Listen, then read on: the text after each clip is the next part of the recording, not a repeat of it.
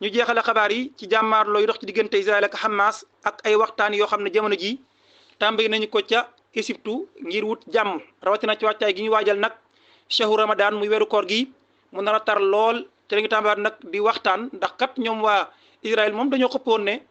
port barrage bu Rafah sax bu koor gi tàmbalee la ñu koy attaqué donte waa Égypte moom dañoo daal tegoon dañu ko opposé woon ak waa États-Unis terewul nag waa Israël ñu koy bëgg ba léegi waaye waxtaan jamono ji mi ngi am ci njàppandalu Égypte ak États-Unis ak Qatar am na délégation bu Hamas bu dem ca Égypte ngir waxtaan ñaari wàll yi nag ku nekk teg nga ay conditions Israël ñoom nangu nañu conditions yii mooy ñu amelaat ay échange prisonniers maanaam amal benn trêve bu toll ci 6 jàpp 7 semaines benn ngoog waaye nag condition bi mooy waa Hamas dañuy bàyyi ay prisonniers ci ñi ñu téye Israël bàyyi ci ñi téye Israël nag loolu yi moom d'accord na ci naam waaye nag signé gu ko am na ci ay réserve yi njëkk mooy daa bëgg a xam exactement jamono ji ñaata otage moo nekk ci loxoy waa Hamas loolu mooy seen condition ñoom d'accord nañu Hamas nag ñoom la ñu posé mooy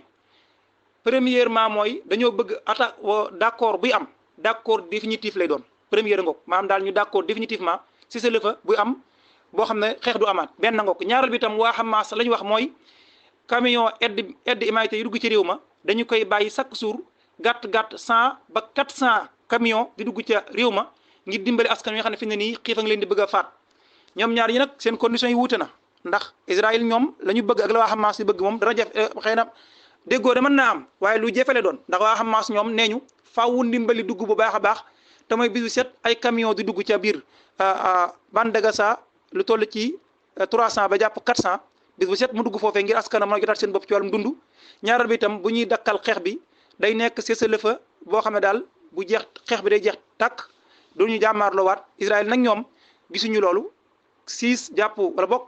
4 jàpp 5 6 semaines la ñu proposé ak ay échange de prisonniers waaye nag laataa ñoo signé bëgg nañoo xam prisonniers yi ñaata la ñu toll fi mu ne nii ci loxoy waa Hamas nag ñoom newoon nañu prisonniers yi ñu baree bari faatu woon nañ ci ndax ci la ma mujjee xam da ci ab lim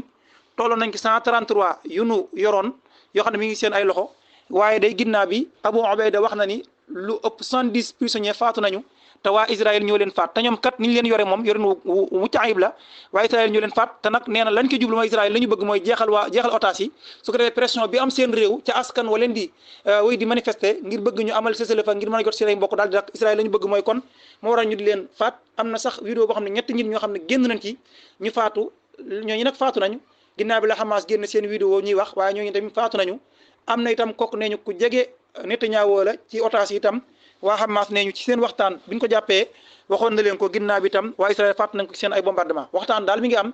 waaye déggoo daal moom xam naa ne bu dee day niru waxtaanu ñaari tëx déggoo gi nañ ko jafe lool terewul nag tout est possible ñu ngi koy suivre di leen ko bàyyiloo xel